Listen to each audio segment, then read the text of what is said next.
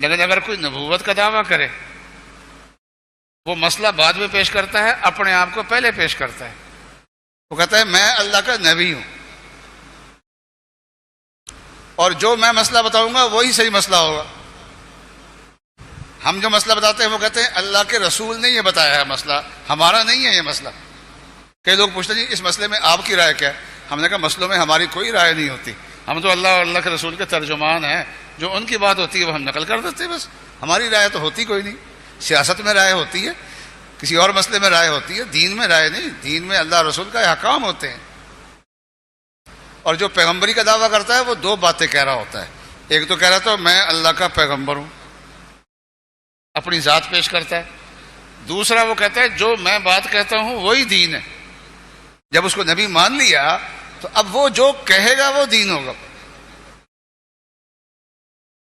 تو ہمارا مسئلہ بتانا اور نبی کا مسئلہ بتانا دونوں میں الگ الگ بات ہوتی ہے۔ ہم کسی نبی سے بات کو نقل کر رہے ہوتے ہیں، اور نبی جب خود مسئلہ بتاتے ہیں تو وہ کہتے ہیں جو میں کہہ رہا ہوں وہی دین ہے۔ اس لیے جب کوئی نبوت کا دعویٰ کرے تو وہاں اس کا مسئلہ نہیں پرکھا جائے گا، پہلے اس کو پرکھا جائے گا کہ یہ نبی ہو بھی سکتا ہے یا نہیں، نبیوں والی شان بھی اس کے اندر ہے یا نہیں ہے۔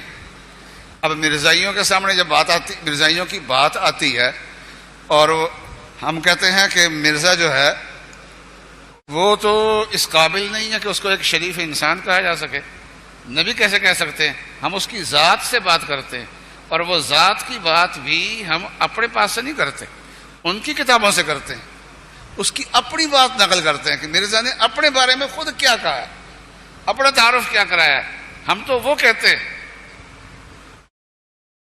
تو وہ جواب میں کہتے ہیں جی ذاتیات پہ نہیں آنا چاہیے۔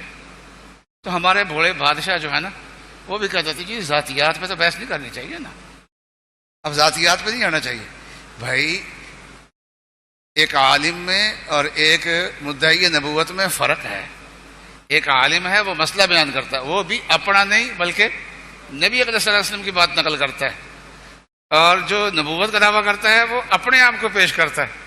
جو آدمی جو چیز پیش کرے گا اس کو پرکھ کے دیکھا تو جائے گا۔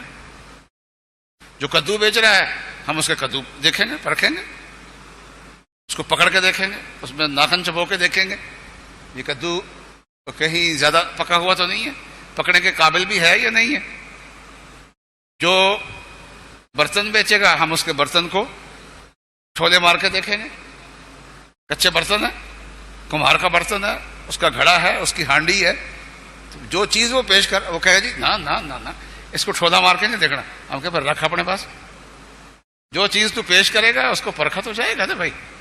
سبزی والے کی سبزی پرکھی جائے گی، آم والے کا آم پرکھا جائے گا، اور کمہار کے برتن پرکھے جائیں گے۔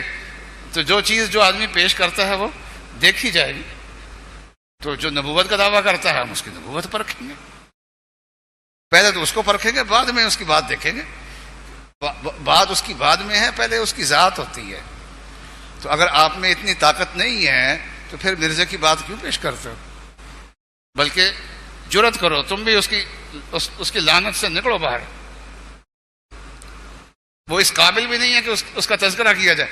دیکھیے ہم نبی اکرم صلی اللہ علیہ وسلم کا کلمہ پڑھتے ہیں، ہم فخر سے کہتے ہیں کہ نبی اکرم صلی اللہ علیہ وسلم کی زندگی کا ہر شعبہ نمونہ ہے۔ وہ جس شعبے پہ اشکال کریں گے ہم اس اشکال کا جواب دیں گے۔ اور جو ہم گرم ہوتے ہیں وہ تنقید پہ نہیں گرم ہوتے، کافر تنقید ہمیشہ کرتے آ رہے ہیں حضرت وسلم کے۔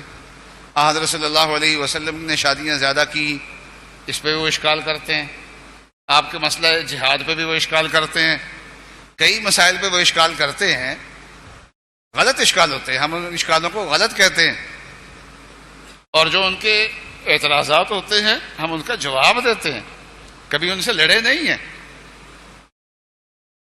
تنقید میں نہیں ہم کبھی لڑے۔